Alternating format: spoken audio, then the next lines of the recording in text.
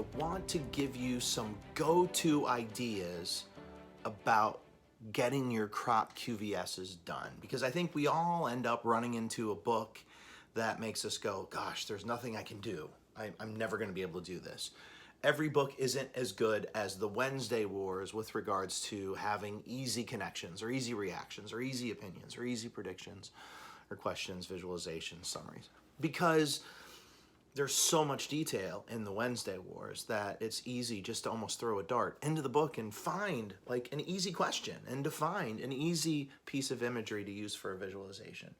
What I'm going to show you today is that there are 4 absolute go-to responses to a CROP-QVS that you can use in any book. And I'm going to do it by just showing you on the first 4 pages what those 4 go-to CROP-QVSs are. And they are as follows: reactions, opinions, predictions, and questions. So if you look at your CROP-QVS, those 7 things as a sandwich with the C on the top, the V and the S on the bottom, what we're looking at is the heart, that middle part of the CROP-QVS. Now, I know what you're saying. You're saying, Mr. Pete, come on, you're a teacher. Of course, these are easy for you. And that's true. But the truth of the matter is that much of this is easy for me because I've written a bunch of them. So a lot of it is just writing and sometimes even failing. So what I want to show you using the long form CROP-QVSs, and you know, if I can write 4 long form CROP-QVSs, that using your graphic organizer will be easy. I'm just going to look at pages 3, 4, 5, and 6 on the one and only Bob to show you that you can find an easy reaction, you can find an easy opinion, you can find an easy prediction, and you can find an easy question to really any page as long as there's a little bit of substance there. Now, I will also say this. Having read the one and only Ivan, I did use a bit of that, but I could also have done these same crops without using Ivan, and I'll talk a little bit about that as we go. The first thing that you need to remember whenever you're doing a long form CROP-QVS is that you have to have all of the parts. You have to tell me what you're doing. Today I'm going to make a reaction, or today I'm going to make an opinion. For example, this one, today I had a reaction to, and then the book, the one and only Ivan, and make sure you underline that. Book titles, when you're handwriting them, should be underlined. When you're typing them, you should italics them. And then, of course, your author, by Catherine Applegate. I give a little bit of lead in. I talk about on page 3 how Bob talks about himself in a very negative way, okay? And then what I do is I then pull out that negative talk and I use the text with quotes, okay? Then I get to my reaction. And my reaction here was, I got angry at Bob. Like, why is he talking about himself? And then I support that with why I picked the reaction to do this week, okay?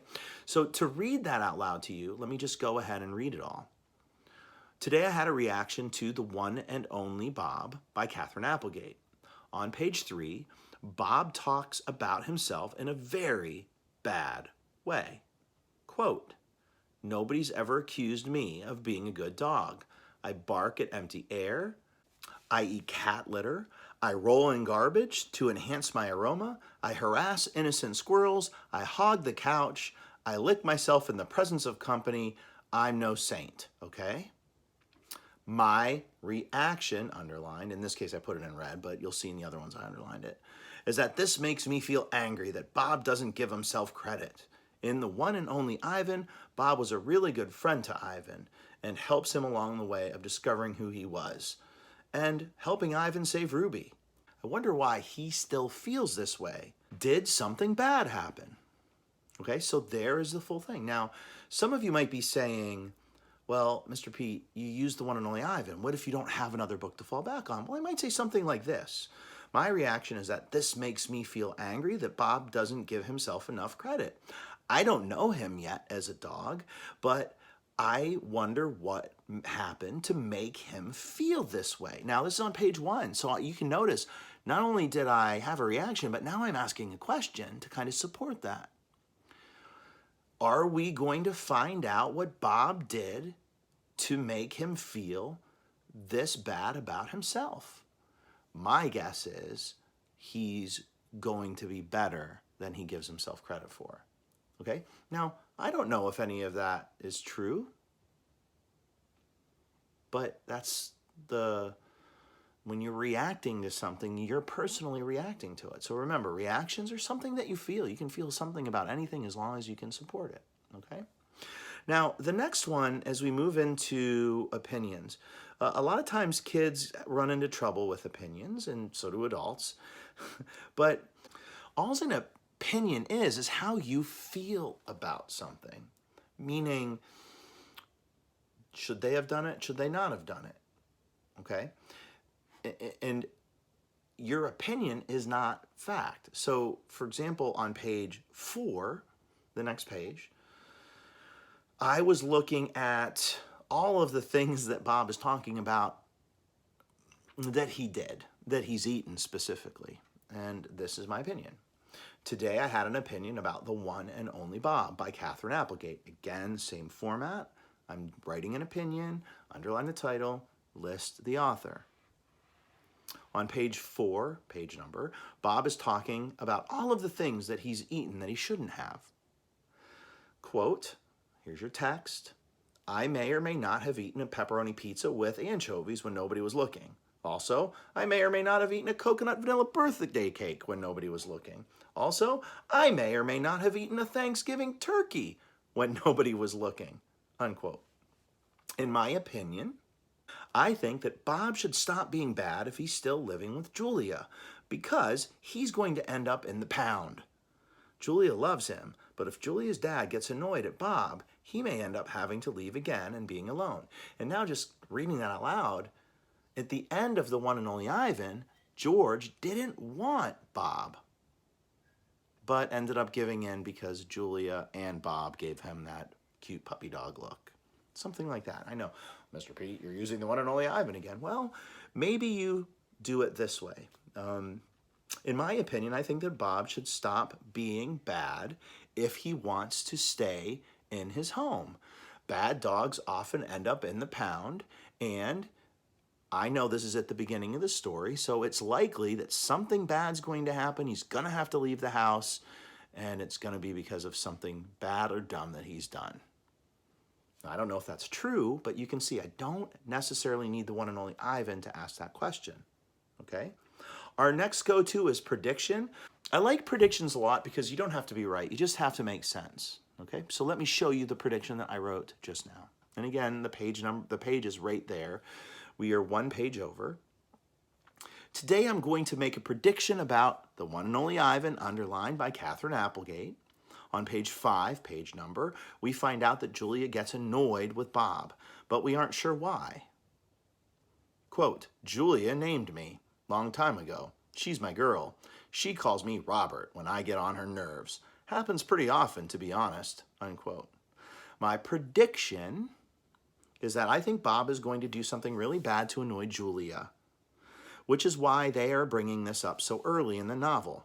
The first 3 pages are all about Bob doing bad things and just being bad.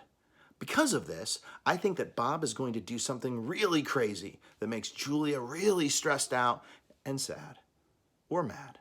I didn't put that, but I would now. I sure hope that he doesn't run away. Didn't use anything from The One and Only Ivan. Okay? So there's your prediction, another go-to. You can make predictions on almost every single page, as long as you use support. And then finally, I worked really hard on question because I just wanted to do a good job on it, because it personally is the hardest one for me to write. I always come up with questions that aren't meaningful, and it turned out I ended up turning one question into a bunch of questions that sort of kept on filling in the holes for that first question. Okay, so again, everything the same as what I've been mentioning.